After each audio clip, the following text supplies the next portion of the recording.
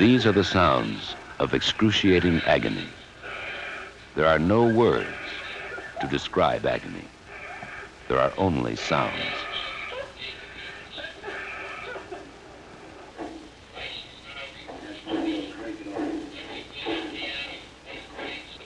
This is not a pretty motion picture.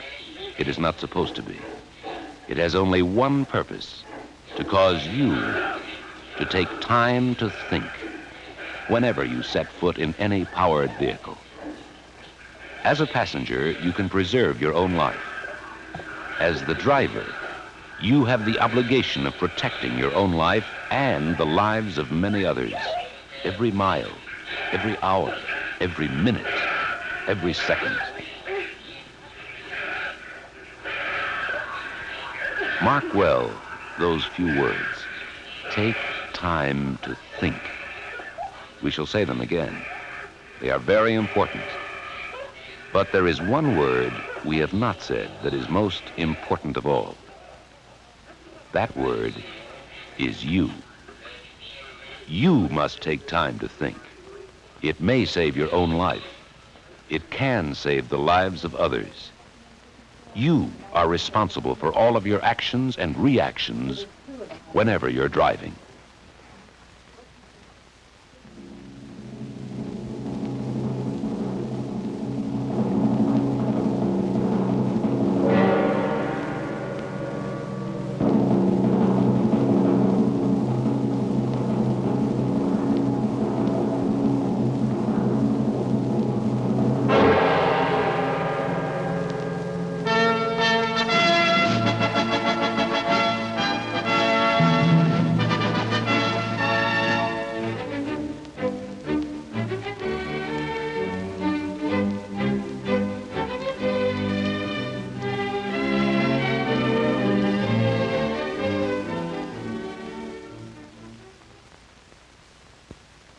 The minds of men work in many wondrous ways. They devise many beautiful products for pleasure, for travel, for use, and abuse. Ohio State Highway Patrolman put the story together after the tragedy. Speed was an uncontrollable mania with this driver. He had been traveling over 100 miles an hour when he lost control of his hot little red convertible. Desperately, he had jammed on the brakes, skidded 111 feet across the center strip into oncoming traffic eastbound. Banking off the south berm, he shot back 75 feet into his own lane and into the north ditch. Then, back across the other lane, he continued to skid once again for another 94 feet, where he hit a huge boulder. The rock took over the driver's seat for the last 34 feet, where the wreckage came to rest against a telephone pole.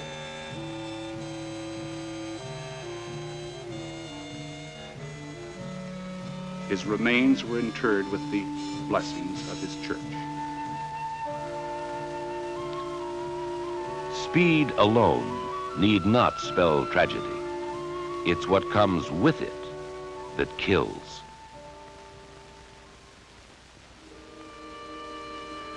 On expressways, you get all kinds of drivers.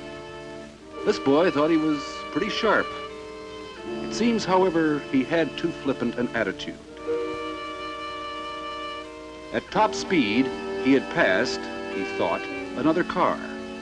But he cut back into the proper lane a little too soon, clipping the car he was passing. He lost control. With his car in a rampage, he left the expressway, taking with him a huge exit sign posted along the thoroughfare. It was quite appropriate, as it turned out. It was his exit also.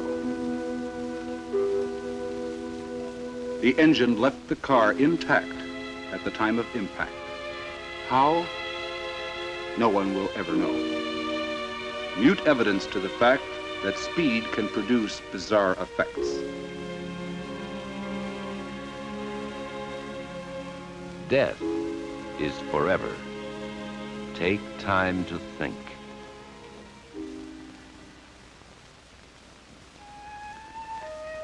Still, even if that were not enough, here's another grim example of overconfidence. The sordid details have to be recorded on film for the Highway Patrol's comprehensive report. Here are the results of speed due to familiarity of the area. In a 35-mile-an-hour zone on a 2-lane highway, a young man with his date had been driving way too fast for conditions. Sure, he knew the area real well, but not that well. He simply missed a curve. He went off the road, and the car rolled over several times. The gruesome details are now laid out for review. The girl was critically injured, but remains alive. The boy never had a chance to be remorseful about her, or himself, or the one curve he had forgotten about. There's an old popular saying, familiarity breeds contempt. Can this be applied here? Speed is a relative matter. It's what comes with it that kills.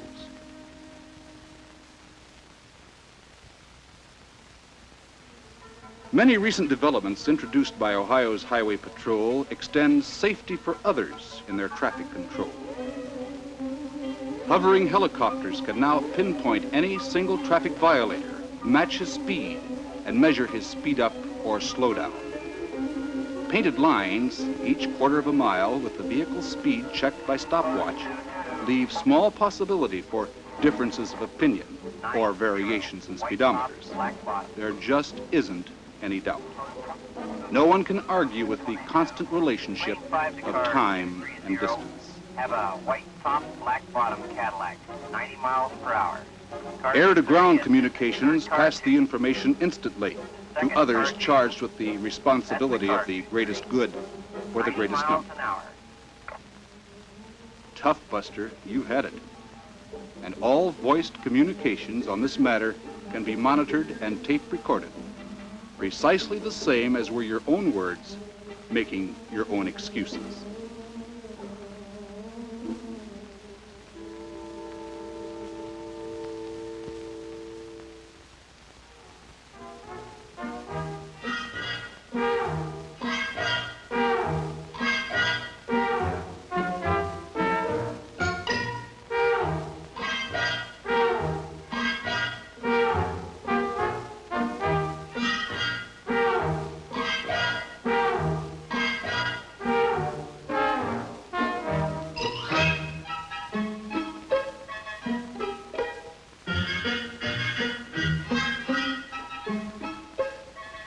This boy was in the pink, high as a kite, happy as a lark.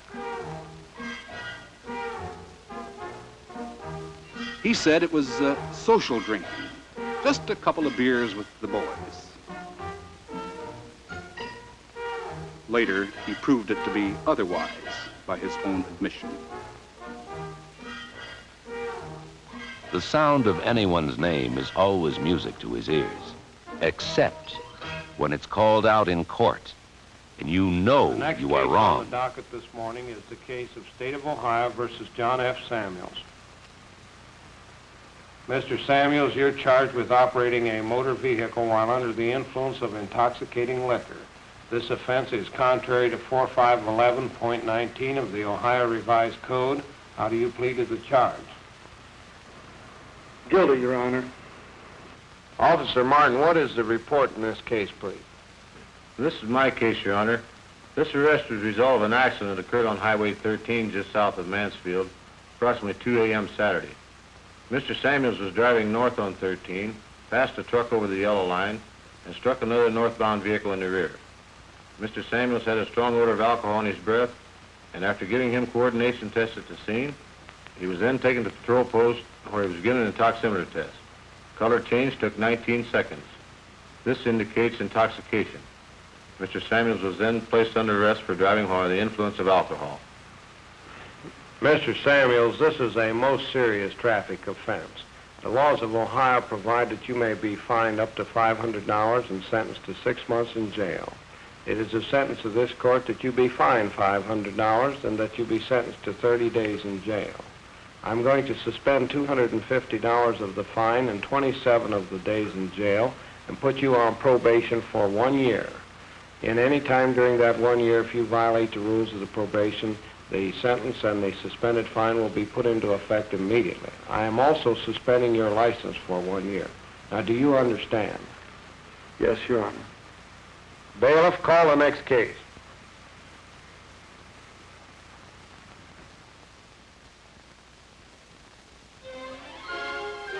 The history in this case is a combination of criminal irresponsibility and innocent death, if death's visitations can ever be called innocent. In broad daylight, a woman was on her way to visit friends. She'd been driving legally. But the other driver had swerved out to speed past another car making a left turn. The head-on collision killed the innocent driver instantly.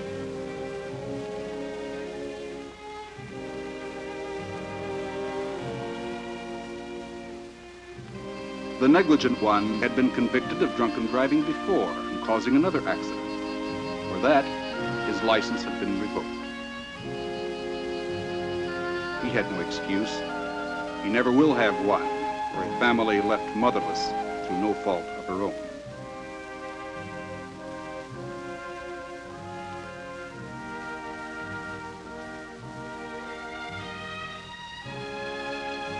Speed is a relative matter. It's what comes with it that kills. How will your relatives feel about it if you speed and kill? How will you feel? Take time to think.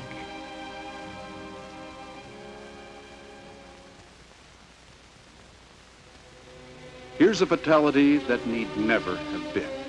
A relatively slight accident. That life might well have been saved by a safety belt. Damage to the car is mute evidence of the fact that she might have lived had she remained within it. A mere web of fabric could have preserved the fiber of life.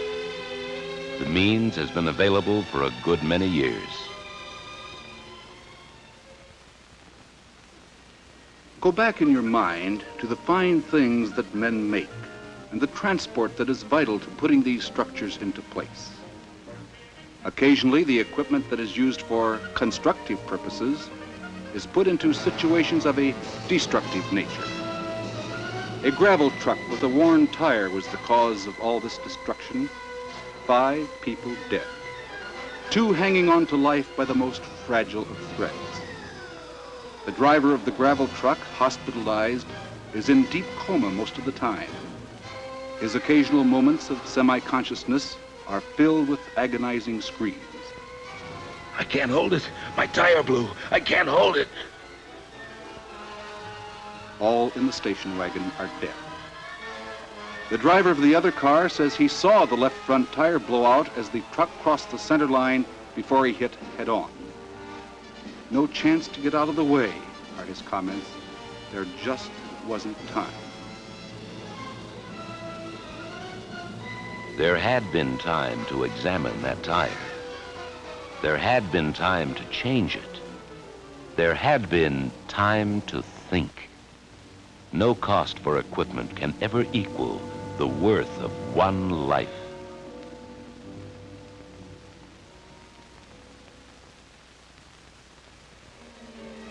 There comes the time when the hum of the wheels, the rush of the breeze, and the countryside unrolling itself endlessly develops fatigue, slows down reactions, induces drowsiness. It was summertime. It was foggy. It was 3:45 in the morning.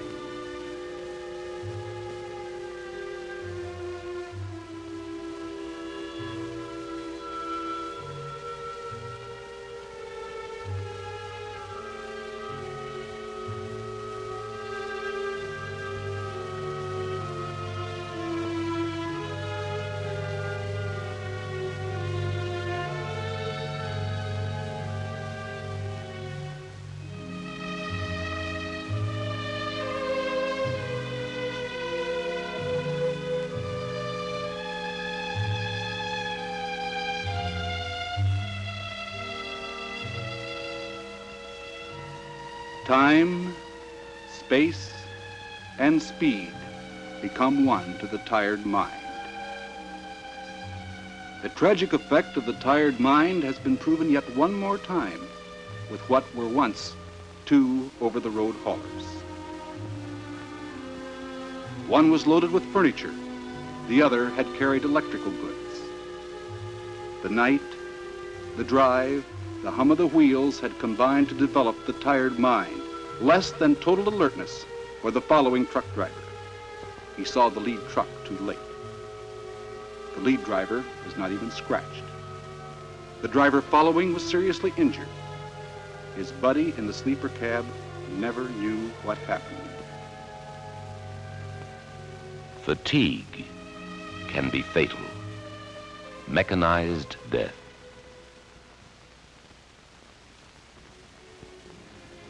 Another time, another place, another set of conditions.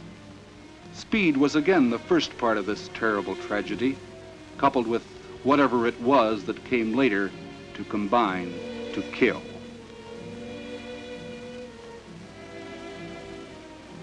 After the bodies were removed, a bottle wedged between the door and the frame caught the officer's eye.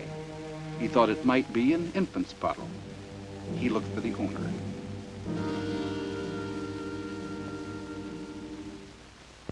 She was a baby, 5.5 months old. The officer was heartbroken. His thoughts flew to his own home and his own 3 little ones. With deep emotion, he devoutly prayed that their fate would not be this.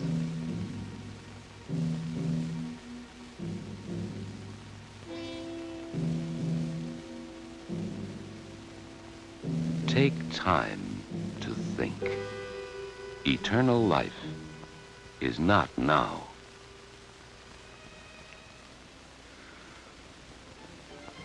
Take time to think. Take time to rest and refresh. One good rule of the road, known to be safe, sure, and sound for long-distance driving, is to take 10 out of 2. Particularly pertinent on turnpikes, toll roads, freeways, express routes, 10 minutes for rest and relaxation out of each 2 hours of long-distance driving. It avoids fatigue. It's living insurance. There's always the time, there's always the place, even if it's merely under a tree by the side of the road.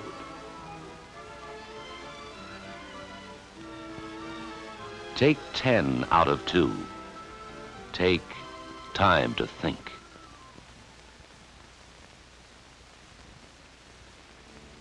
You know, when some men spend their lives thinking and planning and building good things for others, when still other people execute those plans for known traffic loads, known speeds, planned that way, all within the known variables, it must be, and it is, worthwhile and deeply satisfying.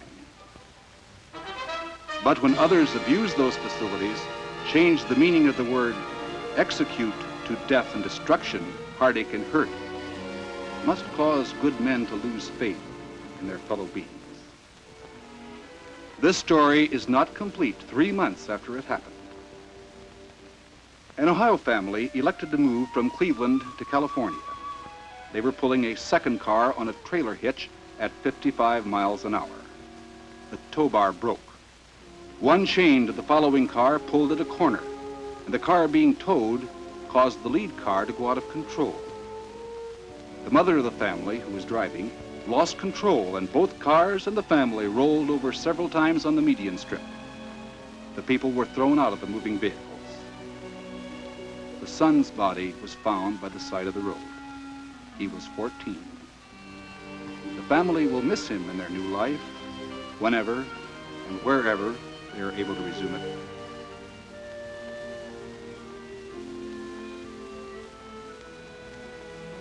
This is not a pretty picture.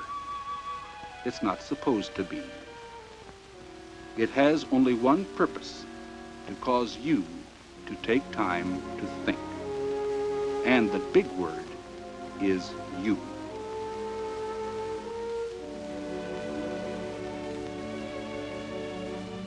Death is forever.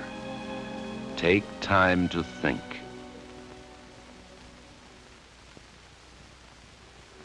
You have been watching the work of the Ohio State Highway Patrol. The pictures have not been pleasant. And yet, they have portrayed the doleful duty of these dedicated officers, men who devote their lives to helping you stay alive.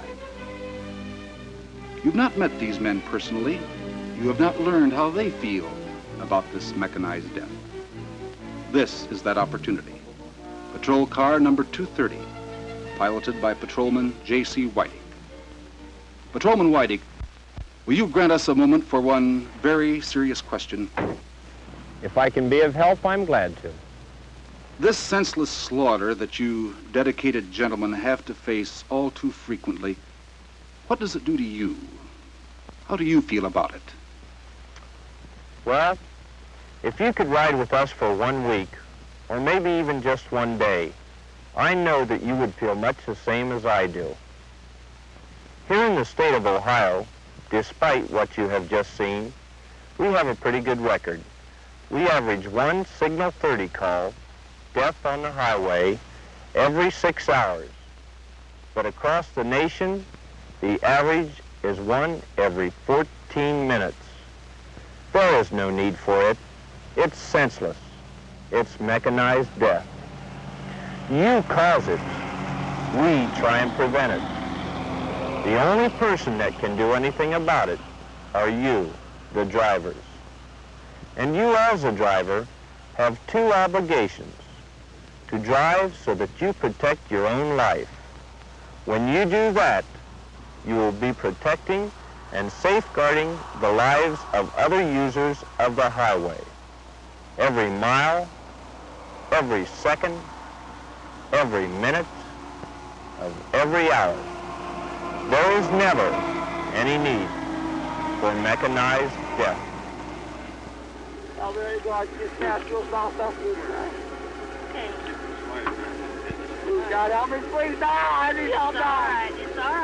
There are no words to express agony. There are only sounds, agonized sounds, remorse, regrets, pleas for another chance. So think before you act, for your family, for all others on our highways, indeed for yourself. Take time to think. There is never any need for mechanized death.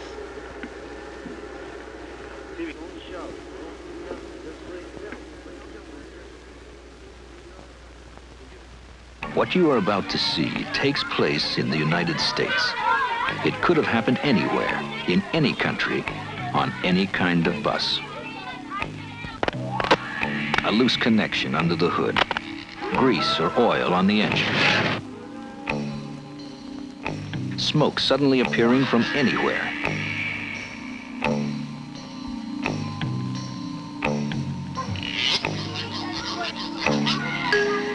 An act of vandalism, a stolen cigarette lighter.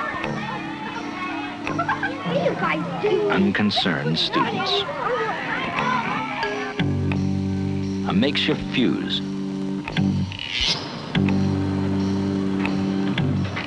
A shorted wire under the dash.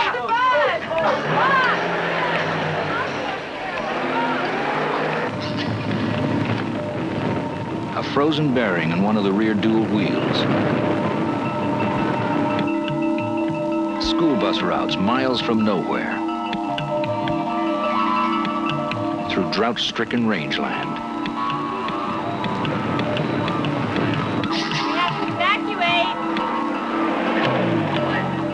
An empty can of hairspray, a lighted match, an unexpected explosion. A trash box placed where it should not be. Motorists on the road.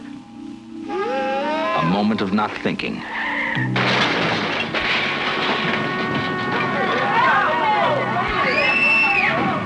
An automobile's ruptured fuel line caused by the collision.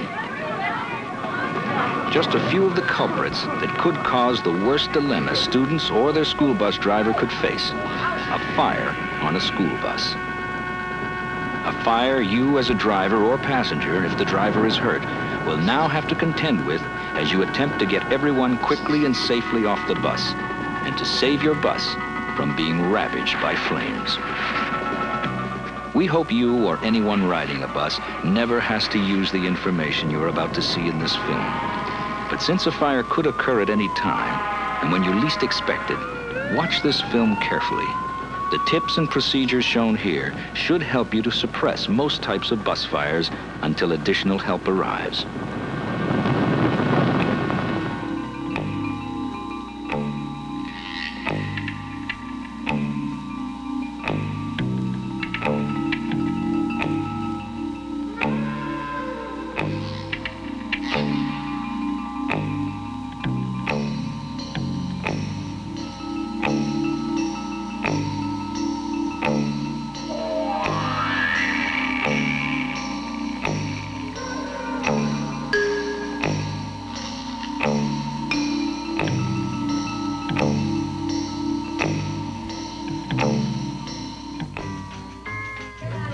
There are a lot of rules and regulations that you have to know when driving or riding on a school bus.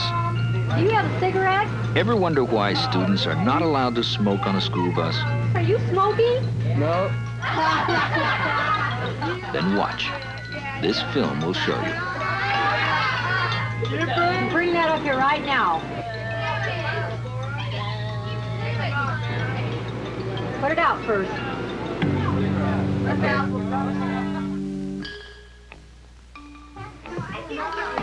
Ever wonder why transportation supervisors want drivers to check the extinguisher on their bus regularly? Watch carefully, and you'll never wonder again.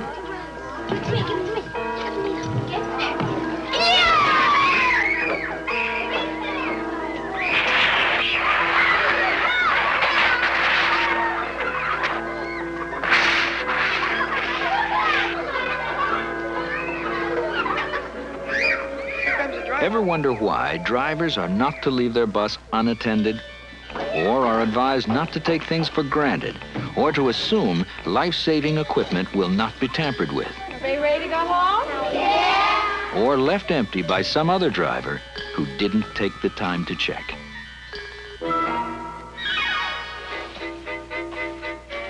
Ever wonder why it's required that a bus must be swept clean regularly and trash and debris removed, even from vents? Oh, come on. No, I don't want to go out. Why not? Because I just don't want to. Oh, man, I'm not that bad. Come on. Leave me alone. I don't want to go out with you. I'm a lot different than I am at school.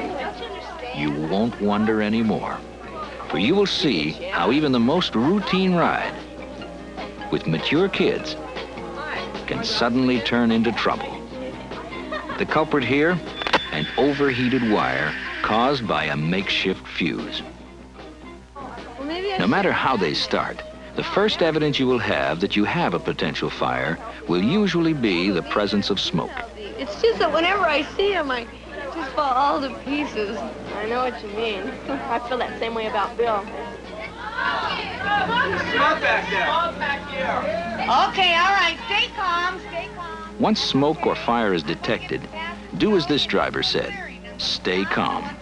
Instruct students to be quiet. Look for a safe place to stop, which will allow the students to evacuate safely. Find a place where they can get at least 100 feet away from the bus and out of danger. Emergency exit doors should not be opened until the bus has come to a complete stop. Someone could fall out. Students should use the same procedures they were shown in school bus evacuation drills held periodically in their school district during the school year. The first aid kit and reflectors should be removed from the bus. Seat by seat, a final check should be made of the entire bus to make sure riders have not been left behind or fallen under a seat. After this, the driver should check on the welfare of the students. Go to the farmhouse, and the number's right here on the card. Bus number 129, has smoke coming out of the vents. The location is between Winnie Lane and Long Street. And we will need a relief bus. Now, I want the three of you to go together, and if nobody is in at that ranch house, go to the next one, but stay together. Always give helpers your approximate location. Send 2 or 3 students together. After all, no telling what they may run into. In numbers, there's less chance of a nut attacking one of them, or one of them getting lost. Other students should get the reflectors, etc., set in place. Check both those assembled in front as well as in back for any injured students. Passing motorists should be stopped and asked to call for help.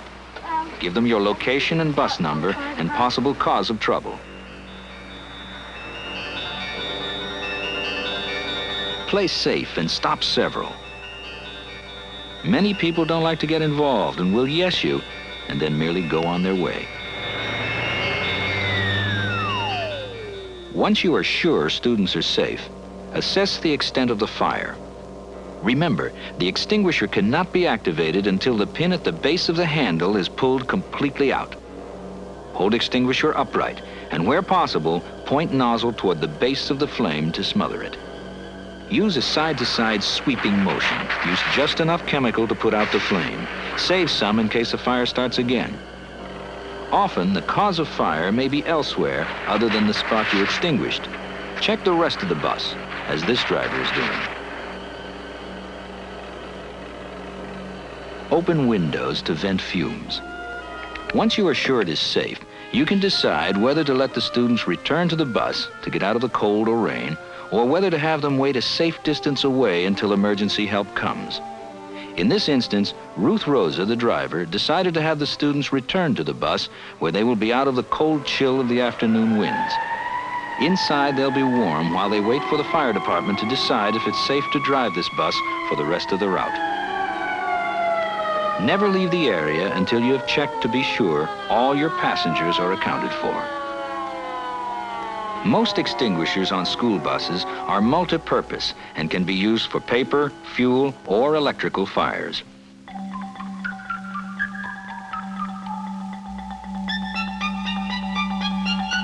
Now, brace yourself for a would-be practical joke that Lori Brigham and the students on this bus won't find very funny.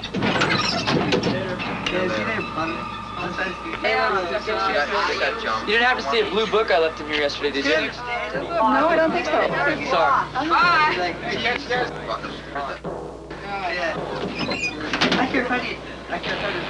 The match sets the paper in the trash box ablaze, causing the empty aerosol can to explode. Hey! Lori, there's smoke! Yeah, I see it. Let me pull over to the side of the road. Everyone be calm. Evacuate to the back of the bus through the emergency door. Back seats first.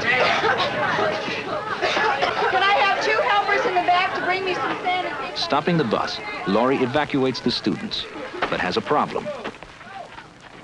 The trash box is resting on the fire extinguisher.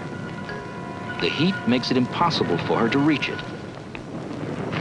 Although nervous, Lori uses common sense by instructing some students to get dirt. Dirt will smother this kind of fire. Once out, the debris can be kicked out of the bus. Never do this if there's a chance a brush fire could start outside.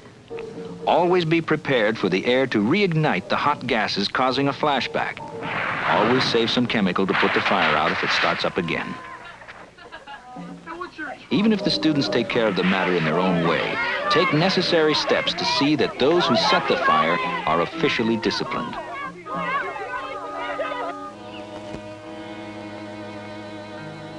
To avoid a similar situation in your bus, one where you can't get at the extinguisher you have, leave the trash box at the depot, or see to it that your fire extinguisher is mounted elsewhere and yet meets state or district safety standards. In this way, if a fire starts in a trash box, you will have an extinguisher accessible rather than hidden under the fire. Fire! I see it!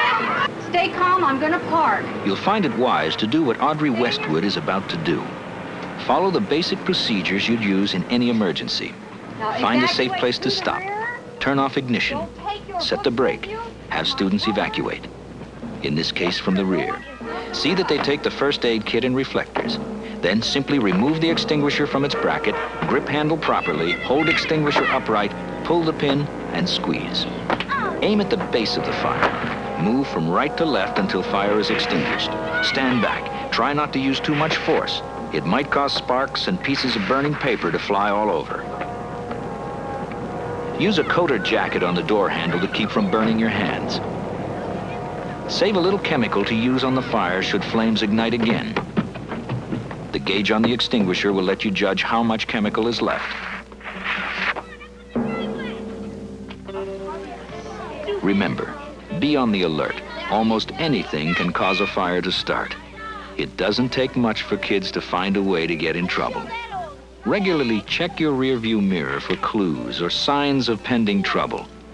If you see something suspicious, use common sense. Stop trouble before a real emergency occurs. I got a kid. Come on. Where'd you get that? I stole it from my old man. What are you guys doing? Would you get out of here? I'm a tow bus driver. Oh no, look what we did! Once smoke or a fire is spotted, stop the bus as quickly as possible. Turn off the ignition, set the emergency brake. Evacuate students. See that they take the first aid kit and reflectors. Pull the pin on your extinguisher and use it. Check the bus to see no one has panicked and had been left inside or hidden under a seat. Fumes can be toxic. If you have a radio, do what Diane Morton is doing. Call for help. If you have no radio, send for help. Base, this is bus 147. I'm stopped at the corner of King and Ormsby. We had a fire on the bus in the seats. And there's a strong odor coming from the seats, and I'd like a fire engine to come out and check it out. And also, please send a relief bus to pick up the students. I'm going back to check on the students. I will stand by for further instructions. Where possible, see that students are not standing downwind of fumes.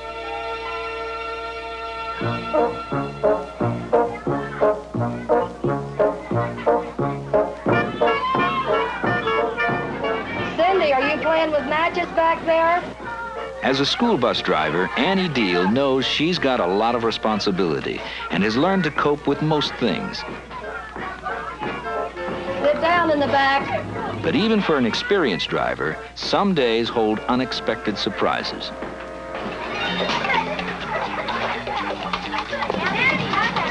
Yes, I see it. A vent fire, trapping a child.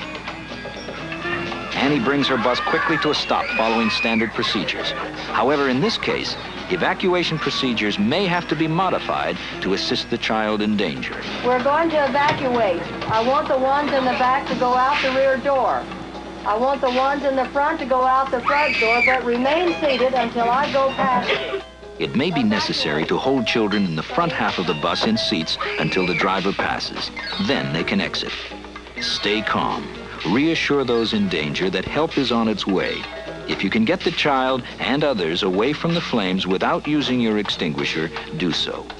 Once students are safe, pull pin, suppress the fire with your all-purpose extinguisher. It's good for all classes of fires, A, B, and C. Check the bus over carefully in case the vent was not the real source of the fire.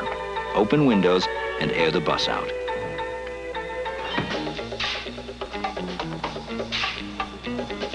Okay, kids, everything is under control. Come back on the bus.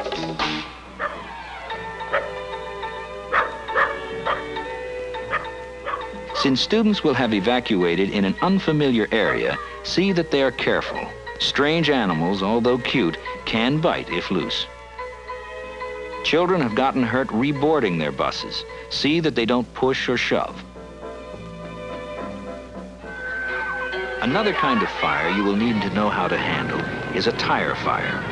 It can happen if a wheel bearing freezes and the grease and oil catch fire as the bearing gets hot. It can also happen if one of the rear duals gets flat. Friction will cause the rubber to heat up and a fire will eventually ignite the tire. A tire fire is difficult to put out as the cells in the rubber contain oxygen and the fire will burn deep inside the rubber. Okay, I want you to evacuate the bus. Everyone come out the front. It looks too smoky in the back. Stop the bus, turn off the engine, set the brake, evacuate the students the safest way possible, remove the first aid kit. Here, take the first aid kit. Check all seats. Make sure everyone has left. Panic often causes students to hide under seats. The limited supply of dry chemical in the extinguisher on board will not put out most tire fires. There's not enough dry chemical to smother the fire completely or reduce the pressure building up as the air in the tire heats up. If there's a house nearby, have someone hook up a garden hose. Water will be needed to cool the tire to keep it from exploding. In fact, lots of water will be needed to put out a tire fire once it's ablaze. If this isn't possible, start a bucket brigade going until the fire department can take over.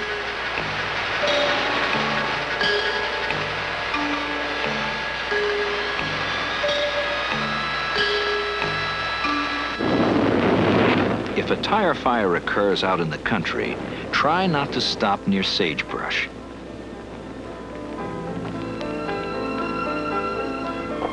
Have students evacuate front and rear doors if possible.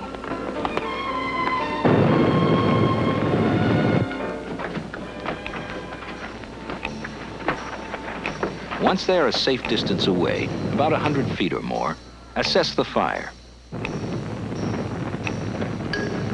It is wise not to stand beside the blazing tire. Most tires, like gas tanks, usually explode sideways. Your extinguisher may put out the fire momentarily, but more than likely, the tire will ignite again unless you cool it with water. Without houses or hoses, use common sense. As a last resort, drive the bus into a creek, pond, or ditch if one is nearby.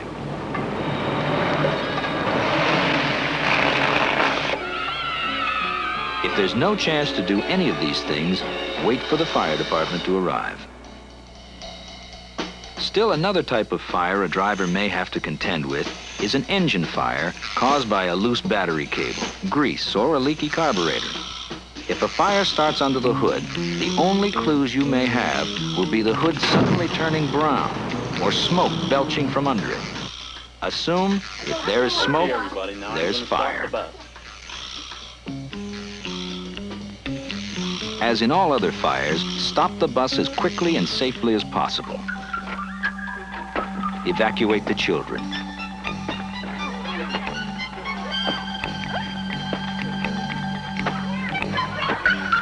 Use the rear emergency exit in this type fire. Once students are off the bus, instruct helpers to phone for help. Here's the number right here, 882-1661. We're on the corner of Patton and Terrace, and we have an engine fire. Go to that house right over there. Okay. Extinguish any ground fire first, then place your extinguisher into the grill and dispense the chemical. On older, manually operated buses left in gear, there's always the chance the ignition wires will short by the fire. If so, the bus will begin to buck or move forward. If this happens, put the bus in neutral and turn the wheels into the curb and reset the emergency brake. It's a good idea to get a helper to place a block of wood or stones under the wheels. Drivers have been run over by their bus while trying to suppress an engine fire. Again, place extinguisher in the grill, squeeze handle to help suppress the fire until emergency help arrives. Under no circumstance, open the hood. This will permit oxygen to feed the fire and the fire will only flare up or spread. Notice what happens when the firemen open the hood. Only their protective visors keep flames from leaping at their faces.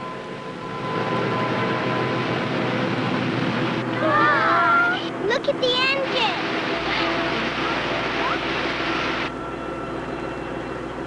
With an engine fire, chances are you'll need a relief bus. Central, this is Engine 10. We have a 1017 on a school bus fire. Could you please order us another one for the children? 10 for Engine 10. Now, let's take up still another kind of fire, a collision with another car.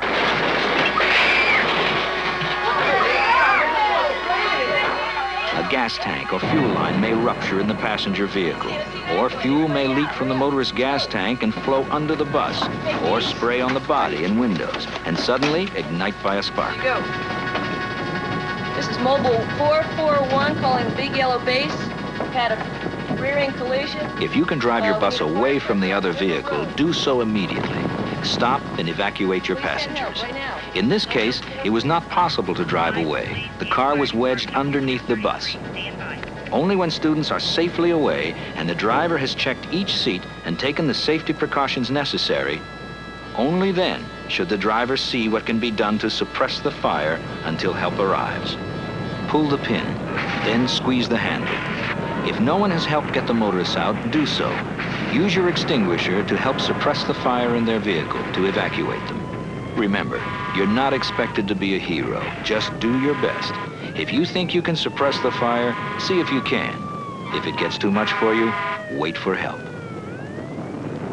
Although there is no way to anticipate where or when a fire will take place, the knowledge you have gained watching this film should enable you to safely evacuate your passengers and take steps to suppress a fire if it is necessary to save passengers trapped by flames.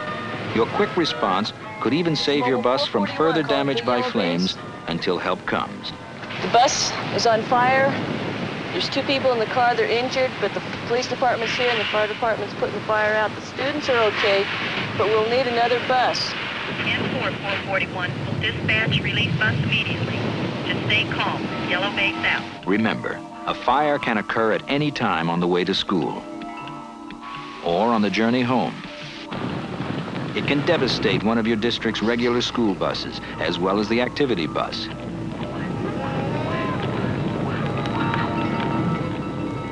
A fire can call on your ingenuity as well as your dry chemical extinguisher. It can cause havoc on a field trip, and to those riding a special ed van if you don't know how to suppress it.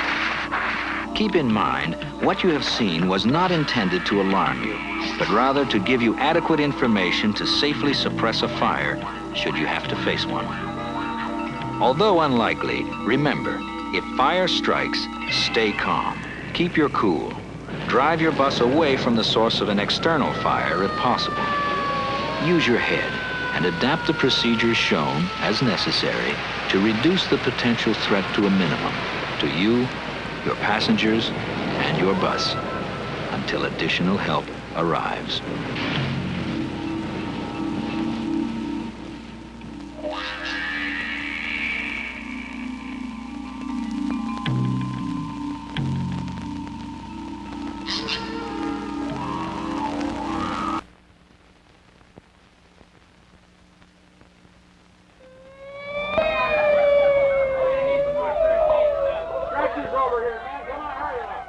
Portrait of a school bus crash. That catastrophic event which happens so seldom, but with such horrifying results. This particular school bus crash happened 25 minutes ago, and because it's night and the police and ambulances are still arriving, no one knows at just this moment how many of Bus 32's passengers are injured or dead.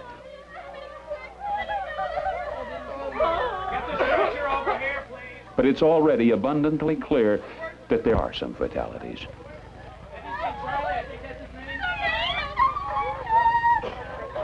Where's the driver? There's the driver, unhurt, helping the best he can, but burdened with the mind-sickening knowledge that very probably the responsibility for this scene was his. Tomorrow, the newspapers will describe this tragedy in detail. Tonight, the details need no describing. Get the first aid kit out of your car. I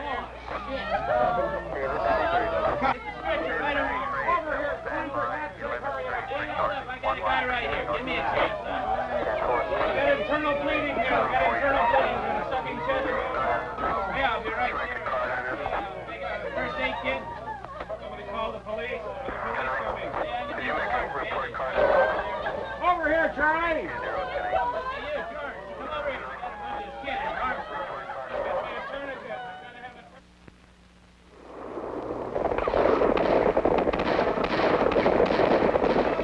portrait of a school bus driver on his day off. His name is Charlie Schilling, and he's been driving for 16 years without even scratching the paint, as they say in his district. He likes his job, and he's good at it, but he's glad for the day off because, frankly, 5 days of transporting students are enough for anyone. And anyhow, Charlie has a bad cold in the head. They got a fight on the hands. So come on, let's ride. But Charlie Schilling's day off is about to go down the tubes, as they say. Hello? Oh, hi, Rick. Oh, come on. This is supposed to be my day off. Can't you get somebody else to take that trip?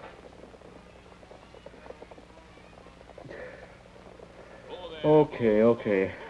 I'll be down in about a half hour, maybe.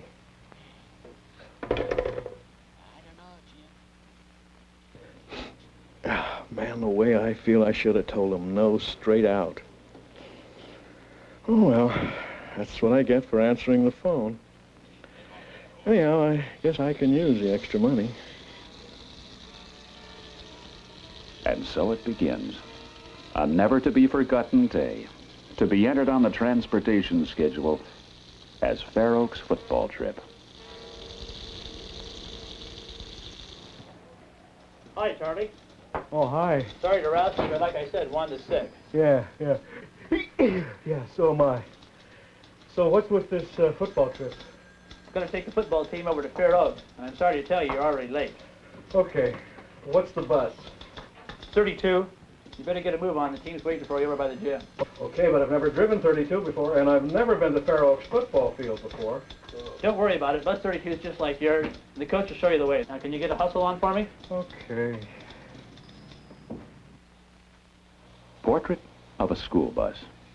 An immensely complicated piece of equipment in which thousands of parts must work together correctly if the bus is to provide reliable and safe transportation. But school buses get a lot of use, and use leads to wear, and wear leads to worn out, a condition that faces tires, brakes, headlights, warning lights, directional signals, and the thousands of other bus components. Case in point, Charlie Schilling's left front tire, which has developed a serious problem.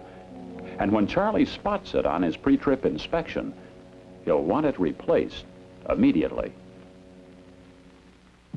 Beginning before the engine is even started, with an under-the-hood examination of water and oil levels and the condition of hoses and belts, pre-trip inspection is required by regulation and common sense by every school bus operation in the land. It is unquestionably one of the most critical tasks that school bus drivers perform. Frequently printed on a thorough check sheet which lists all items in sequence, pre-trip inspections may contain as many as 80 separate items, each of which must be checked before every trip on which students will be carried. Brakes, horn, defroster, and the list continues, heater, itemizing every bus component, the proper condition and functioning of which is essential to bus safety. emergency door. But no list, however comprehensive and well devised, is any better than the driver who uses it. And if just one item is overlooked, the consequences can be catastrophic. Hey, Charlie, get a move on. The principal's on the phone. The coach is getting sore. You can tell the coach he can... All right. I'm coming.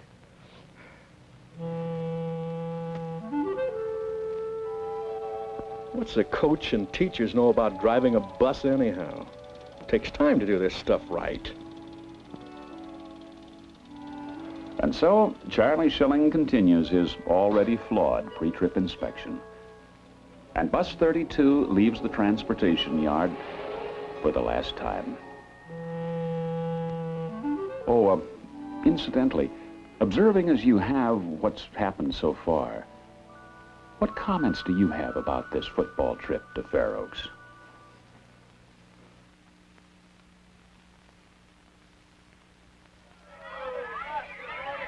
the heck have you been? Oh, I got a late notice, Coach, that's all. We're behind schedule. Let's go, load up. Hi, Mr. Schilling. Oh, hi, Connie. How are you? Portrait of the passengers. Excited, impatient, anxious, worried about the game ahead. Altogether, a fairly typical football team on the way to an important game. Big game, huh? Yeah, sure. Right. Okay, Coach? Yeah, we're ready. Let's go. Okay.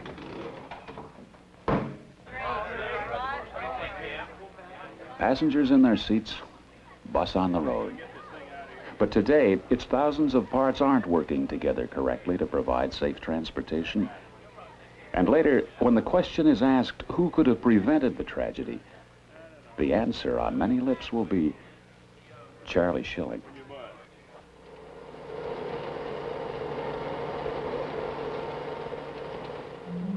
Which introduces the all-important subject of driver responsibility, including the professional responsibility for a scrupulous pre-trip inspection, performed just as thoroughly the 1000th time as the first, in order to find the one or more parts which might not be functioning properly.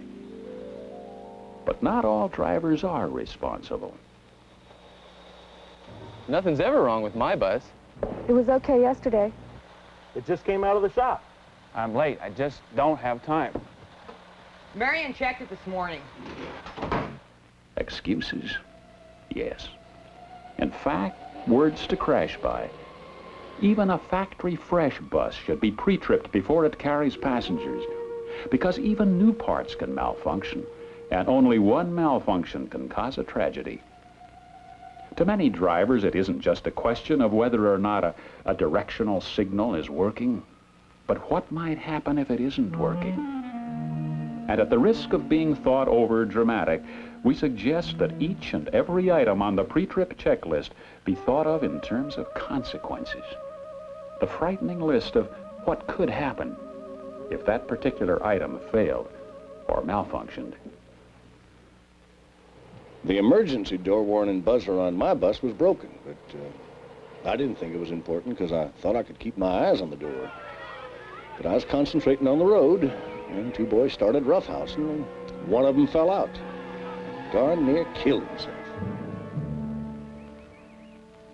Well, I knew the windshield wipers didn't work on my bus, but I figured it hadn't rained in a long, long time.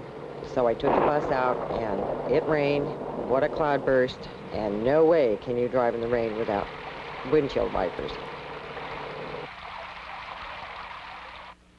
Kind of embarrassing what happened to me. I didn't check the gas gauge, ran out of gas, full load of kids, on a rainy day in the middle of nowhere. One of our buses had a loose seat. Nothing that seemed urgent to fix or anything. But I had to make a panic stop one day, and a little girl broke her nose.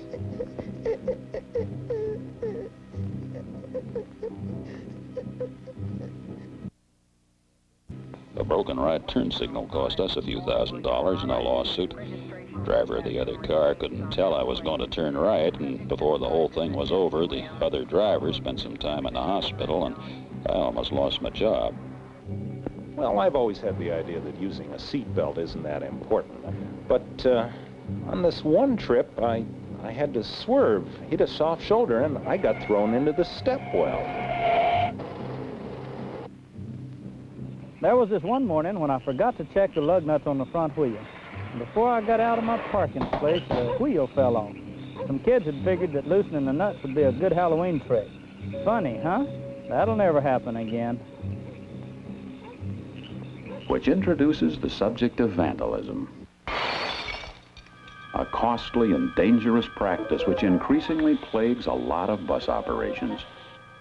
Broken windows and slashed seat cushions. Dangerous fun with a fire extinguisher?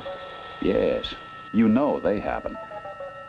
But also sugar in the gas tank and nails in the tires. How would you like to miss that little booby trap on a pre-trip inspection? If you'd like a personal anecdote, listen to the driver who had his brake lines cut by vandals. Well, I was in a hurry to leave the yard, and I didn't check anything very well. And when I tried to stop at the stop sign, boy, I sailed right out into the street and up the driveway across from it. So he returned for another bus, which had the same problem. And as he sailed through the same stop sign for the second time, he became convinced that a complete pre-trip inspection should include a thorough brake test. Oh, a really tragic thing happened in the district across the river from us. One of the drivers was in a hurry, I guess, and she forgot to adjust her crossover mirror. So she couldn't possibly see the little girl getting her lunchbox home in front of the bus.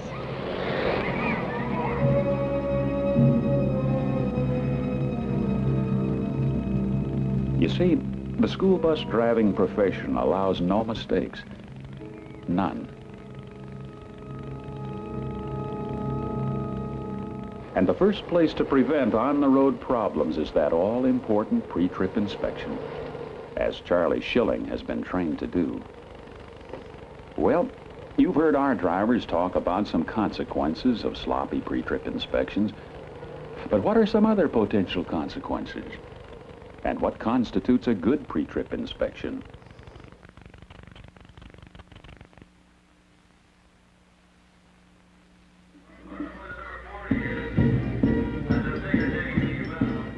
Bus at Fair Oaks, excitement in the air. This is the day they worked so hard for and plan to remember always for fun and football. It's a day they will remember for a school bus and its driver, their friend, Charlie Schilling. You gonna be rooting for us tonight, Mr. Schilling? You bet, Connie. I'll be over just as soon as I secure this bus. Okay, see you later. You bet.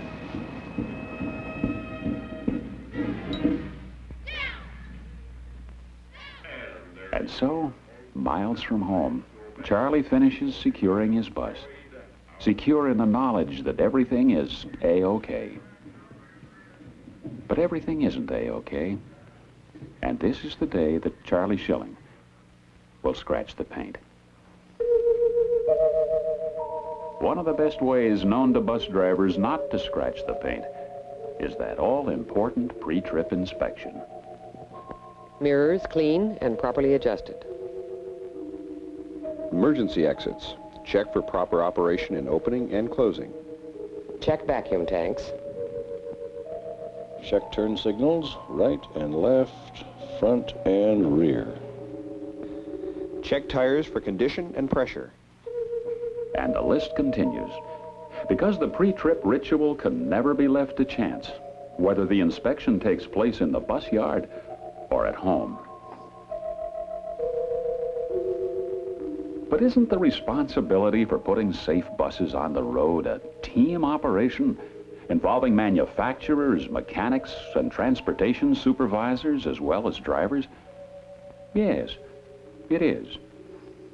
All right. Yes, we as manufacturers, as the other manufacturers, try to build the safest bus we can for our children. My job's to put the safest buses on the road possible. How can I do that if the drivers don't write them up and tell me what's wrong with them? Andy, we seem to have a problem. We've got some kind of a strange noise up front. You can't tell for sure. Well, there's a lot of times, and most of the times, that I'd rather get out myself and drive that bus and see or feel it myself, because until you really know or feel, it's hard to pick up a problem that a driver has with it. There, we're picking it up a little bit. Can you hear it? Yeah, I think I got it, Dick. As supervisor, dealing with professionals, I feel like this.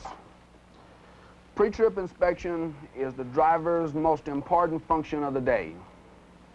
But while the team is behind the wrench or the phone or the desk, it's the driver who ends up behind the wheel. And if there's trouble or tragedy, it's the driver who's always there when it happens. Before I ever leave the bus yard, if there's anything wrong with the bus, the mechanics know about it immediately.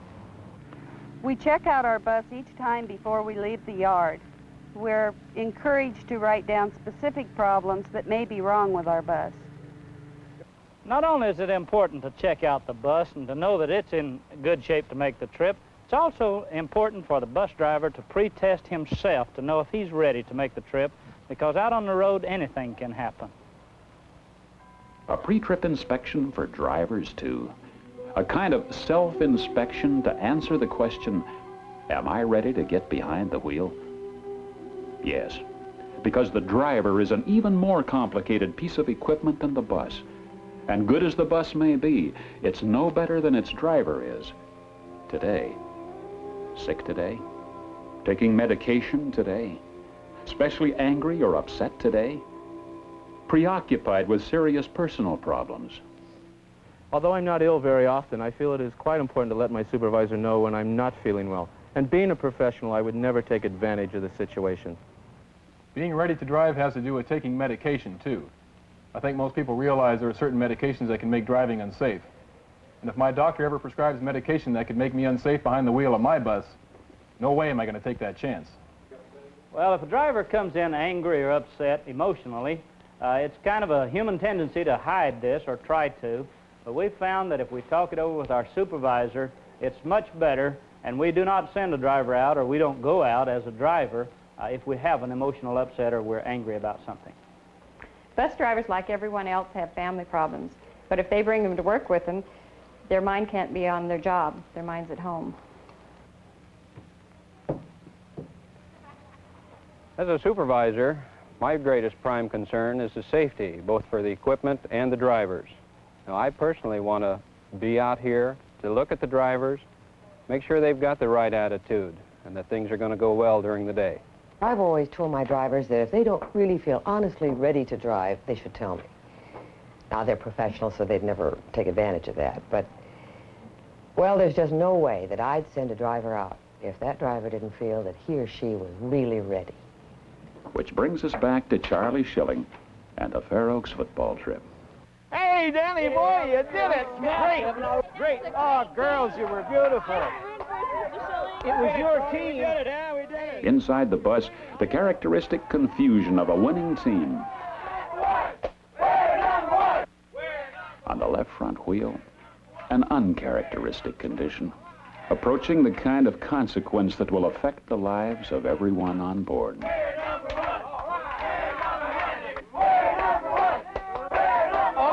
Okay, settle down.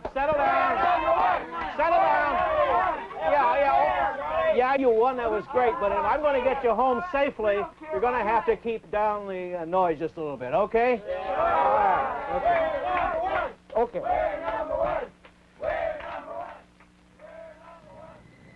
Passengers in their seats, bus on the road. But tonight, the mood is different, because the #1 team is enjoying the right of football teams everywhere to be excited about its most important victory. Almost home, and with only a few miles left to go, it finally happens.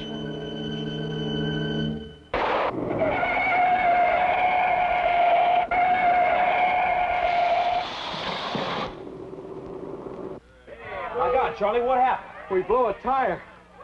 Oh, boy, that was close. You're not kidding. Well, I'm going to see if I can get this thing out of here. All right.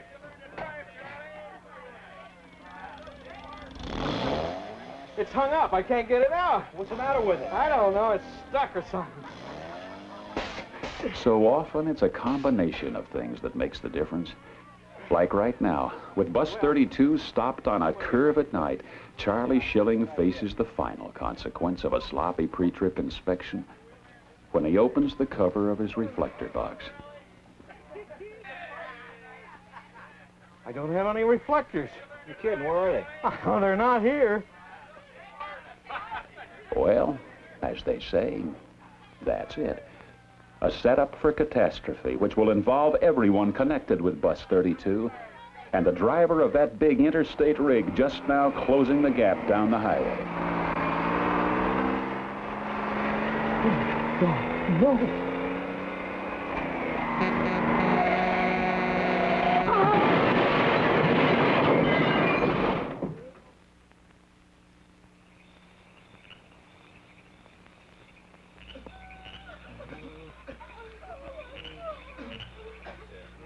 Not much else to say. At just this moment, Charlie Schilling is the only one at the scene who could even describe what happened. But later, an awful lot of questions will be asked about that Fair Oaks football trip and the reasons it never returned home. When the National Transportation Safety Board investigates the crash, they'll fill out a lot of forms having to do with the driver, the vehicle, and the environment. If you had to fill out those forms, what things would you say caused that crash?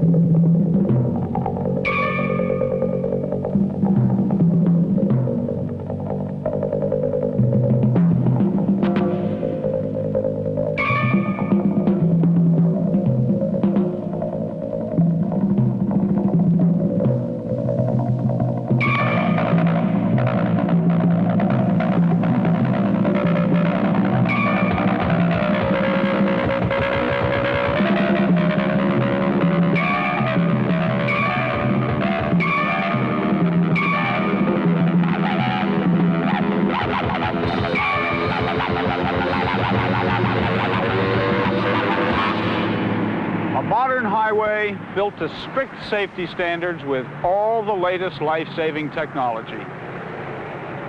Or is it? Tens of thousands of new expressway miles, like this one, have been opened to traffic in recent years. Interstate expressways, turnpikes, state highways. Just how safe are these so-called modern roads? And how safe are millions of miles of older highways? The answer is in your morning newspaper, in the stories and photos of adults and children destroyed or maimed for life in crashes into any one of the host of hazards that routinely, needlessly, line the sides of our highways. I'm Ben Kelly for the Insurance Institute for Highway Safety. I want you to join me for an uncommon look at an all too common part of your environment, the mess of booby traps that has turned the sides of our roads into instruments of death and injury for thousands of car occupants each year. You and I see these roadsides every day, but not the way we'll see them for the next few minutes. The bridge piers and signposts, the trees and rocks. You need stray from the road only a foot or so, for only a moment or so, to risk running into any one of a number of lethal hazards. Of course, if cars never left the road, there'd be no problem. But they do, all the time, for all sorts of reasons. What about people in cars that veer off the road because the road itself was poorly designed? Skidding in wet weather, for instance. These films were shot in everyday traffic near Washington, D.C. by a congressional staff team investigating highway design that actually encourages skidding. Commonplace skids like these, whether caused by roads or drivers, can bring cruel and unusual punishment to occupants when their vehicles are hurtled into roadside death traps even before their drivers have a chance to regain control. Have you ever been thrown into confusion along an unfamiliar expressway by misleading signs or a poorly placed exit ramp? These are interstate highway segments where the same congressional investigators gathered filmed evidence of erratic driving caused by poor signs and poor ramp design. A moment before they came into camera range, the drivers of these cars and trucks were confronted by confusing signs that caused their harrowing near misses. This kind of forced indecision can also take cars and their occupants right into one of the many unforgiving obstacles that line the roadsides. How about the mother whose car veered off the road when she turned to look at her crying child in the back seat? Or the man who lost control of his car when his faulty engine mounts broke or a tire blew? And what about the people forced off the road by drunks or incompetent drivers? Do they really deserve death or a lifetime in a wheelchair? Some public health people are starting to recognize the roadside booby trap menace for what it really is, a widespread environmental crisis. And they're aggressively seeking and promoting effective ways to combat it. One of these is Susan P. Baker.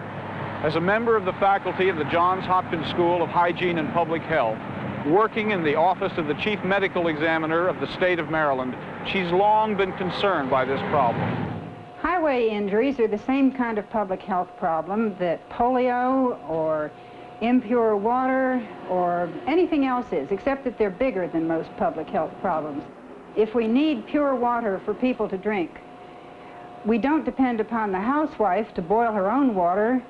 We purify the water for a whole community because this is the only way of being sure that that community is going to be safe. Why then don't we remove the hazards from the sides of the roads instead of trying to educate each person not to hit those poles? Because we can't educate the people not to hit them. What are they going to do when their car loses a wheel or when some drunk comes and sideswipes them? Think of in terms of some educational program in which they learn they should avoid poles along the sides of the highways. When you see these kids and these older folks who come in from the highways, who end up in the city morgue, you're looking at perhaps 2 kids who were killed when their car hit a tree that had been planted there. You're looking at folks whose car was split by the end of a guardrail that wasn't buried. You may see a driver whose brakes failed when he was going downhill into a dead-end intersection and there was a gas and electric pole right in the middle of his path, and he got killed. But in all the thousands of cases we've had in the morgue, I have yet to see or hear of any case where a person was killed simply because his car went out of control and came to rest on a bare shoulder. Of course, most roadsides are far from bare. Driving along today's highways, you literally run a gauntlet of hazards that have been left there or placed there by design. Exposed concrete bridge piers and bridge railings, steep embankments, ditches and drop-offs, rigid steel signposts, unyielding light poles, telephone and utility poles, the spear-like ends of guardrails. Look familiar? It should, because it's simply a replica of the environment we drive through and take for granted every day.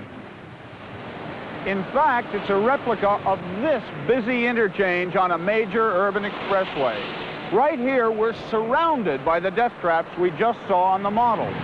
The concrete bridge pier, the embankment. How'd you like to hit these rocks at 60 miles an hour? The ditches and drop-off, the rigid steel signpost, the unyielding light pole, anchored in concrete, the telephone pole, as usual, just inches off the pavement. The guardrail, with an end like this, can spear right through your car and you, if you stray only a few feet off the road. If your car misses this exit here, it may end up in this gore area here, demolished by one of these signposts. Here in this gore area, just across the highway, there's a signpost and a snub-nosed guardrail. Either design could destroy your car and you. Look around the roads you travel. You'll see these booby traps and others as well. Stray boulders at the road's edge or in the median. Jagged rock cuts waiting to snag your car, like this one, where one person has already been killed. Decorative rock walls, so popular on parkways. Trees left or planted right beside the road. Storm sewers and culverts. We've taken these menaces for granted for such a long time.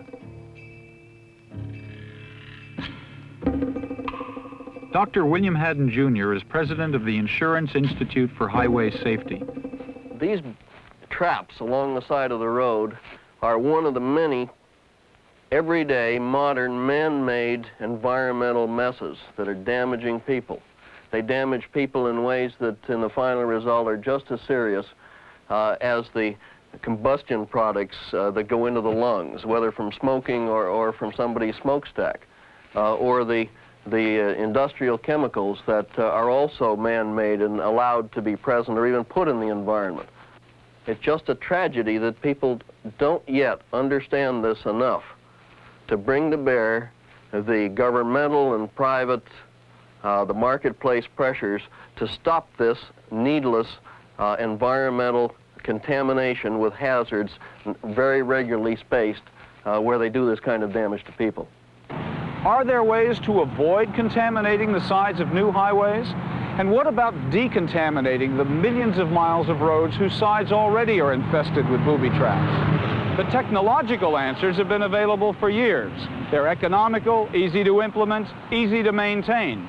And most important, they prevent damage to people. Take rigid light poles and signposts, which are common roadside killers. They wouldn't be if they were set back a safe distance from the side of the pavement or placed on the facing of bridge overpasses. For those situations where poles or posts have to be located near the edge of the road, breakaway designs that don't kill or maim have been well known for years. Breakaway poles, such as the ones being tested here, are starting to be used in some states. During 1 year, breakaway poles installed along selected sections of interstate highway in Louisiana were hit 16 times at more than 60 miles an hour. No one was killed. Yet most of the light poles and signposts you see along the highway are not built to break away like this in a crash. They're built to stand fast, and they kill. Research is also finding ways to modify the millions of unyielding telephone and utility poles already planted along the edges of streets and highways, so that they'll give when they're hit, as in this simulated 20-mile-an-hour crash. What about guardrail? Does it always really protect you? Not if it's guardrail that doesn't need to be there. When guardrail separates you from a clear roadside recovery area, it's an obstacle, not a protector. A guardrail is justified only when it keeps your car from hitting a worse hazard. Incidentally, take a look at this. A car hitting the guardrail here might well be guided into the bridge railing here. Now, had the guardrail been brought forward and fastened to the side of the bridge, there'd be far less danger that your car would come to a destructive stop, pocketed between bridge and guardrail. This same sort of design, hostile to life and limb, is commonplace also on bridge abutments and support pillars. Where you have to use guardrail, it's important that it do its job. It should not bounce you back across traffic like this. It should slow your car to a safe stop.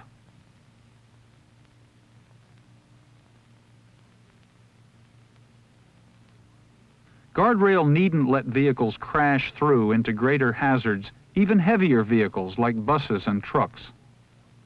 Guardrail like this protectively absorbs the energy of crashes by cushioning the vehicle when it's hit. In other, tighter places, alongside a bridge, for instance, or at a rock cut, or in a narrow median strip, this kind of contoured concrete barrier does an impressive job of deflecting the car away from the hazard and back along the road. British researchers are testing what they call the dragon curb, sections of tubing that hold a straying car on course on the shoulder of the road and keep it out of a crash. The end of the guardrail is itself a death trap if it isn't humanely designed. Instead of being aimed at you like a spear, it can help slow a crashing vehicle to a safe stop if it is properly flared and anchored. If your car misses the exit, the gore area could offer you a chance of recovery if it's free of booby traps. This sign, which we saw out on the highway a few moments ago, could have been made to break away in a crash. If the gore area can't be cleared of all hazards, bridge railings for instance, or toll booths, easy-to-install cushioning systems are available to slow crashing vehicles to a gentle stop so their human contents won't be destroyed. Carefully arranged systems of empty oil drums, for instance. This is a test crash, and this is a real crash filmed automatically on a Texas highway at moment of impact. The driver was able to drive away from the high-speed crash that otherwise could have killed him. Canisters of sand can also do the job. Installations like this have been crashed into scores of times at speeds up to 75 miles an hour without a single known fatality. This system uses cells filled with water to slow your car. Another readily available system of cells is made of a dry, crushable substance.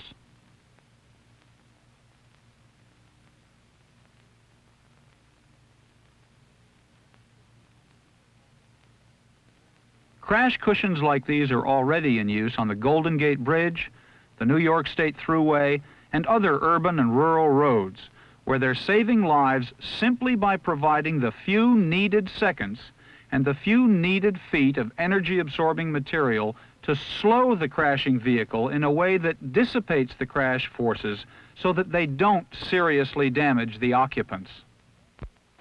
This is Interstate 95 between Washington, D.C. and Baltimore, Maryland. One of the newest stretches of interstate highway open to traffic. Its shoulders are clear of hazards. Its signs are set away from the edge of the road, sometimes on bridge overpasses. Its lights and other fixtures that must be near the edge of the road are on breakaway supports. Its bridge piers are set far back from the traveled right-of-way. The Federal Highway Administration says that you can stray off a road like this one at speeds up to 50 miles an hour without serious damage. But a federal highway official has warned that if you stray off most other streets or roads at speeds of more than just 12 miles an hour, you're all too likely to crash into a needless hazard along the edge with serious damage. You know, one of the worst examples we know of is closest to the Washington locations where the decisions are made that leave these things along our roads and that are killing so many people. Right over by the National Airport, which is a government-owned facility under total government control. You don't need any permission to make changes. We have streams of cars coming and going on the access road. And right next to the road, about every 100 feet or so, are great big solid barrels of concrete. And right out of the middle of them comes a pole. And any car that strays off of the side of that, for whatever reason, is going to get decelerated so rapidly that the people inside are going to be badly mutilated or killed. And yet, about 1,000 feet away, we have one of the busiest airports in the country with runways along which we would not put such structures to kill and maim and destroy the vehicles, in that case, aircraft hitting them. And yet the landing speeds are quite similar in many cases and on many parts of the runway. We have sense enough to do this for airports. When are we going to have sense enough to stop killing people along the sides of our roads by putting these booby traps there that result in the same kind of damage as if the plane crashed into a pole right off the edge of the runway? It's essential that people understand this and bring the pressure to bear to get these messes cleaned up, because they were put there by man, they can be taken away by man, and we can have a lot less blood all over our vehicles on the highways and along them also. If the roadside booby trap problem isn't yet solved, perhaps the single most important missing element is public insistence. Sufficient demand by people who will not settle for roadside environments that are literally stacked against them. One man who's been unwilling to put up with roadside hazards is a New York television repairman. Joe Linko is out in his service truck nearly every day, so he sees the problem firsthand. Well, what happened is we had a concrete stanchion on the shoulder on the Cross Bronx Expressway. And the sign that it used to protect was gone, so I wanted to remove that concrete stanchion. So I told the city highway department, I told the state highway department, and they failed to act. So then I got a camera, and I went out there and started taking pictures of these things. Then and only then did I discover that this was only a small hazard. There was death traps all around us. The more pictures I took, the more serious things I saw. Well, that's way back around 7 or 8 years ago, say. And at that time, we were starting to build a brand new interstate highway. See, if they would have listened to me at that time, we could have saved millions and millions of dollars not building these death traps to begin with. But because I was just an ordinary citizen, they just thought that I was someone that's just making noises there, see. And because of that, we have all these death traps needlessly. Joe Linko took hundreds more pictures of booby traps, and in 1967, he showed them at a congressional investigative hearing. Congressman John Blatnick of Minnesota, now chairman of the House Public Works Committee, was presiding. We found that there were severe needless accidents being repeated. There was a high frequency of accidents in certain places of the most modern highway design in the whole world. The first reports were, well, that's just a peculiar, it's a freak, somebody so-called goofed, it's an error, they will correct it. Well, we were curious. So we made a random check of each of the 9 major highway regions throughout the United States, which were administered by the then Bureau of Roads, now the Federal Highway Administration, and we found the identical errors, and we asked them to pick the highway stretch. You take us to your latest, most up-to-date system, just completed, a stretch of highway of interstate, just completed, just opened, or about to be opened. And in each project, in each one of the 9 regions, the same miscalculations and errors in design and construction occurred. By the way, we had a case in Ohio where a great big tree was being banged continuously, and the highway safety people said that tree's got to be cut down, but they didn't have the jurisdiction to direct this removal. It had to come from the Department of Agriculture. Now, they never talked to each other, so we find this type of, again, lack of communication between 2 different departments. One day, the highway engineers, to their great pleasure, found a tree had been cut down. They're curious, want to find out who ordered it. And the Department of Agriculture ordered the tree be cut down because it had Dutch elm disease, not because it was a highway hazard. Since Congressman Blotnick's hearings, others have started pushing to get roadsides diffused. The Federation of Insurance Counsel is an association of attorneys representing insurance companies. Companies, that is, who may have to pay out when a booby trap kills, maims, or destroys property. Andrew Rico is general counsel for the Insurance Institute for Highway Safety, and he's also a member of the Federation's Highway Safety Committee, which is campaigning against the roadside hazard. It's come to him. Why does he now have to have this suit in which the plaintiff or his defendant company he's representing, they're sitting there because a utility pole happened to be in the wrong place at the wrong time. And they've asked questions. Why should it be there? They also became concerned when some of the company attorneys found out that after they were paying for these poles, it ended up the company, utility company be it, or the highway department were putting the poles up in the same place and probably stronger, so that the next time somebody hit it, the damages would, instead of having a case for injuries, it would be a death claim. As a result, the Federation of Insurance Counsel is distributing a booklet that tells how to monitor roadsides and report booby traps to highway authorities and the press. The problem isn't limited to the United States. These pictures were taken by a team of young activists from the Canada Council of Young Drivers. Using donated film, they crisscrossed the continent for a year, taking pictures and calling the attention of the press and highway officials to the menace posed by Canada's roadside death traps. Researchers from the University of Vermont went through their state, inventorying and photographing its roadside hazards. One of the Vermont researchers was Dr. Julian Waller. Vermont calls itself the beckoning country because of its beauty. But we found that another thing was beckoning, that all of these roadside obstacles were beckoning.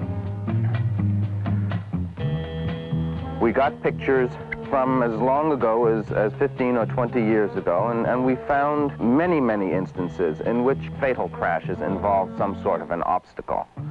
Some of these obstacles are trees, poles, embankments and culverts, rock ledges, bridges, and various other things. We found that this had been going on in the past. We looked at what was going on in the present. Things hadn't changed a jot. People were still crashing into one obstacle after another, and in fact, of the 150 people who died in Vermont in 1969 of highway crashes, 50 of them died because they hit obstacles that shouldn't have been there. The General Accounting Office, which monitors federal spending for Congress, has pointed out in this report, and I quote, "The cost-effectiveness of highway safety improvement work in terms of lives saved was shown to be about 5 times greater than that of regular highway construction work." Yet the agency's investigators found that states are spending about 49 federal highway dollars on highway construction for every dollar they spend on safety-oriented improvements. They urged that more highway funds be directed toward getting rid of booby traps. One interchange, a single example of a deadly problem that reaches everywhere people travel on roadways. It's a problem that grows even larger with the building of every new mile of highway whose roadside design is indifferent to people. Future highways don't need to be designed and built this way, nor do millions of miles of existing roads need to remain infested with roadside booby traps. But until a system of roadside safety standards is forcefully injected into the design, construction, and maintenance of highways, the problem won't be solved. Henry H. Wakeland is director of the Office of Surface Transportation of the National Transportation Safety Board, the federal agency charged with watchdogging government's role in upgrading the safety of our national transportation systems. If the automobile manufacturer makes a product which has a defect, he must report the defect when he finds it to those who have purchased the car so that they can make some sort of a repair of it. But what happens in the highway field? It's not like that at all. There's no one who can, like the police officer, ride down a highway, identify all of the defects, and require that something be done about them. In effect, we do not have anyone who blows the whistle on the highway department which doesn't use the newest methods. For the past few minutes, we've taken a close look at the deadliness of America's roadside environment. Perhaps it's changed the way you'll look from now on at the sides of the roads you travel. But one thing hasn't changed in these few minutes: the enormity of the problem itself. The hazards are still out here, lying in wait along millions of miles of expressway, highway, street, road. So next time you read in your morning newspaper about a roadside death or injury, think to ask why the guardrail wasn't strong enough, or who put the rigid pole or post where it could and did kill, or who failed to shield the ditch or bridge abutment. Think to ask why the sides of our roads remain so littered with so many of these hazards that kill and maim. And next time you're out here, watch for the booby traps. When you see them, remember, they'll stay here, killing and maiming, only as long as the public tolerates them, and no longer.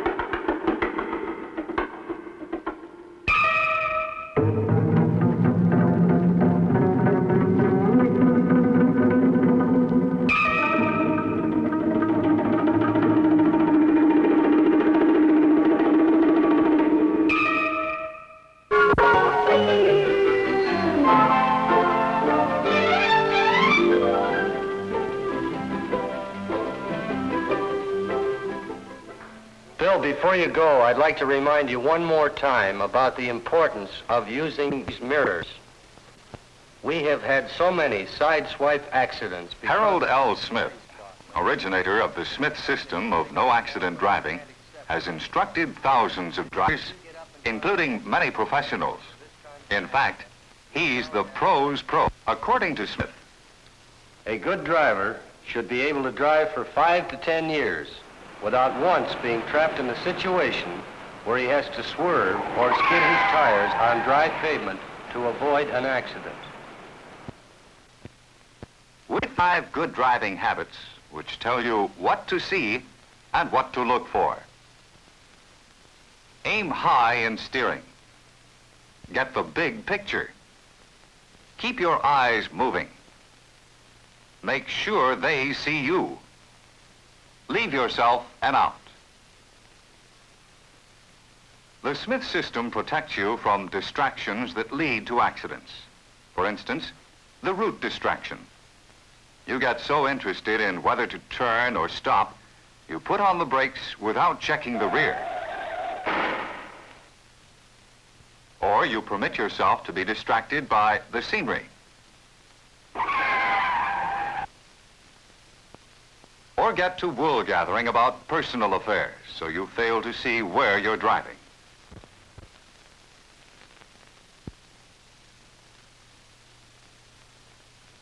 Another cause of accidents is any sort of distraction inside the car that takes your eyes away from your driving.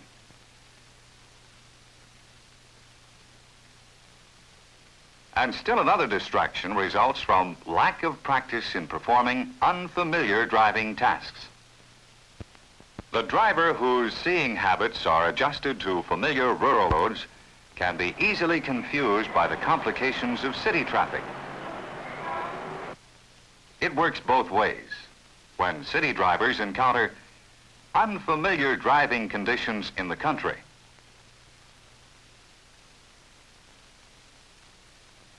these distractions should not get you into serious trouble if you practice the 5 good habits of the Smith system.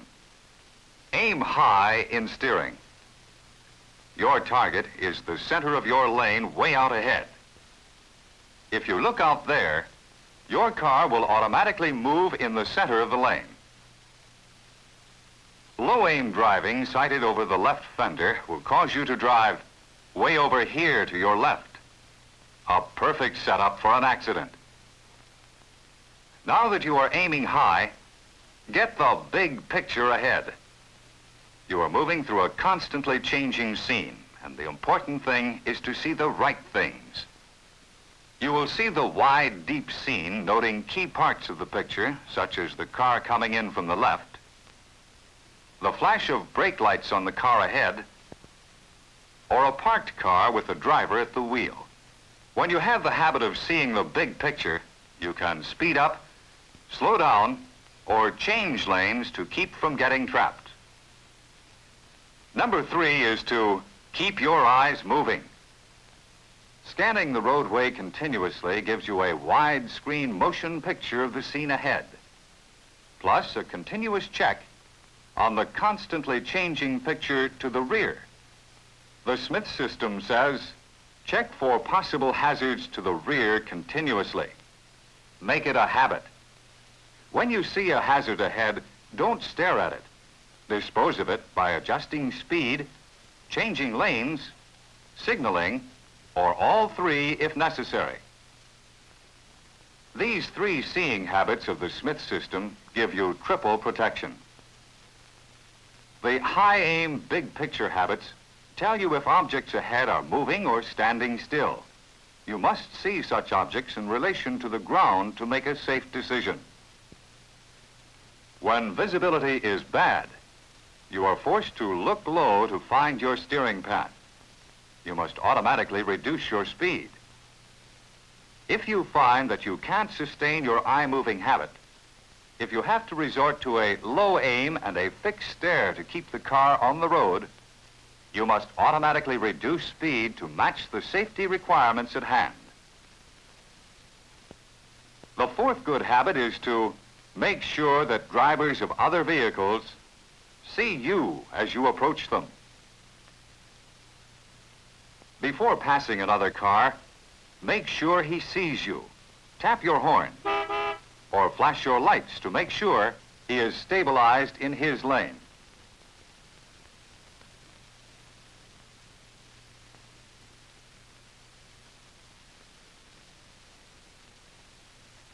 A dangerous habit to avoid is driving in the blind spot of the rear vision of the car ahead for more than a second or two. He may veer into your path just as you are getting ready to pass. Signal with your horn or lights to be certain that the pedestrian sees you.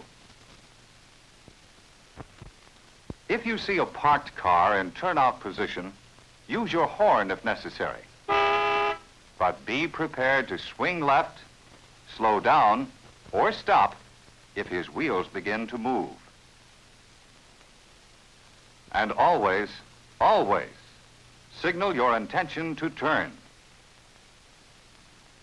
The fifth of the 5 safe driving habits is the end product of all the others. Leave yourself an out. Your main purpose is to blend in traffic, to look for the line of least resistance, and never become a serious obstacle to anyone else. Whenever possible, have at least 1 car length between you and the car ahead for every 10 miles of speed. At 50 miles an hour, this means 5 car lengths. To avoid being boxed in, do your best to drive with an open space to the right or left for an emergency lane change. The Smith system brings out the importance of adjusting your speed to the greatly shortened sight distances of hills or curves and observing the road shoulder so you either have braking distance or a swerving path to leave yourself an out. Well, that's the Smith system. And because of its deep concern with the need to improve driving practices, the Traffic Safety and Highway Improvement Department of Ford Motor Company recommends the Smith system. It keeps you from making mistakes and guards you from errors made by others.